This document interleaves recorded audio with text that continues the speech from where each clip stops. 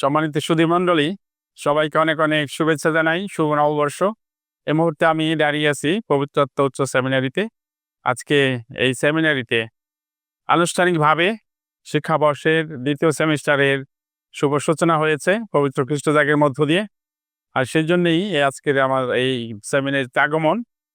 আজকের খ্রিস্টজাগের মধ্য দিয়ে আমরা এই শিক্ষাবর্ষের ২য় শুরু করেছি, ২য় সেমিস্টার।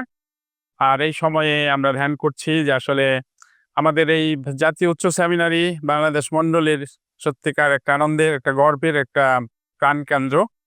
আর এখান থেকে আমরা প্রত্যাশা করি আমাদের মণ্ডলীর জন্য আদর্শ খ্রিস্ট শিষ্য বা মিশনধর্মী খ্রিস্ট শিষ্য ভবিষ্যৎ পবিত্র যাজক গঠিত হবে।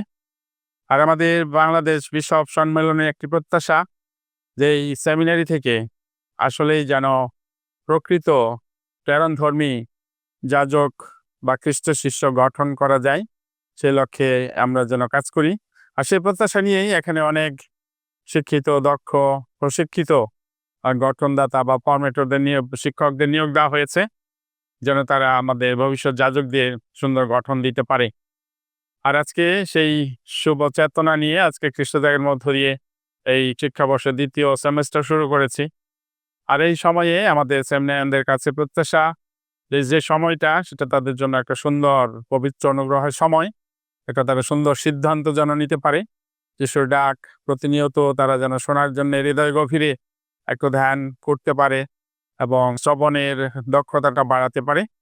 আর একই সঙ্গে যিশুকে অনুসরণ করতে গেলে আমাদের হৃদয় মনের একটা পরিবর্তন দরকার, একটা রূপান্তর দরকার। সেই রূপান্তরের লক্ষ্যে তারা যেন কাজ সচেষ্ট হয়।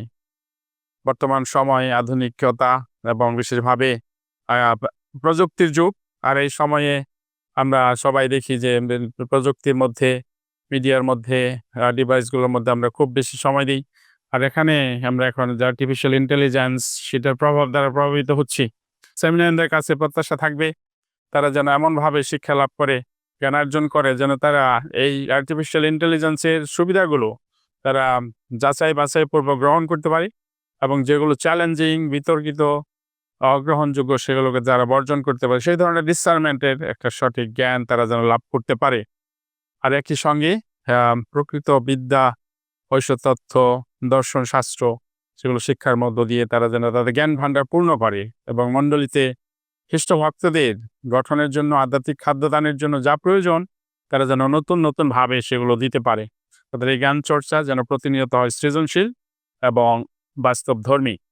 আর একই সঙ্গে তাদের কাছে প্রত্যাশা যারা যাজক হবে শুধুমাত্র শিক্ষিত না, পবিত্র যাজক।